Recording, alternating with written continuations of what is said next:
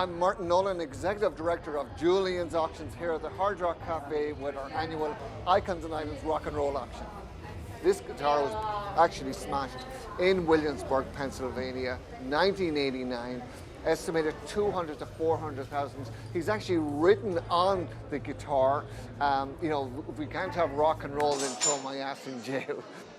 John Lennon's glasses, again, amazing glasses. That was sort of his signature. He sort of identified John Lennon as wearing those type of round granny glasses, as he calls them himself.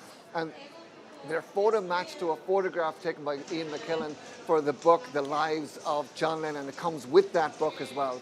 And of course, Madonna is represented in this auction. And here we have handwritten notes, her to-do list on this particular day, all sorts of projects she had planned, including faxing to Liz, which is our publicist, of course. So this is Madonna, estimated $500 to $700.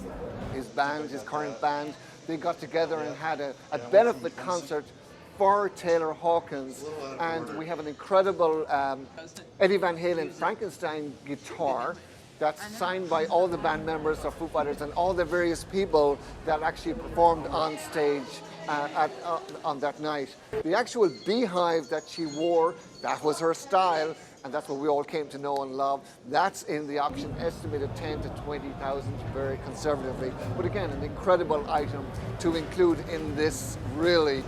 And these Birkenstocks are coming from the 70s, and this is when he was like creating all the amazing technology we all use and has improved our lives to this day.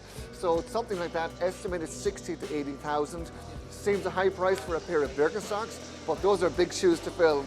Yes, and Shura is represented in this auction. This beautiful orange gown, designed by, of course, Bob Mackie, her favorite designer. She wore this on the Sonny and Cher show in November 1972. That was 50 years ago. It's still in excellent condition, estimated $2,000 to $4,000. And here I am sitting where Bob Dylan sat. This is his piano from the 1960s, and he lived in Woodstock area. He wrote incredible early songs that we all know and love today on this piano. Estimated 50 to 70,000 in the auction this weekend. And we're noticing a huge, and I mean huge, upsurge in the amount of registered bidders, the people that are piling on, wanting to be a part of these auctions.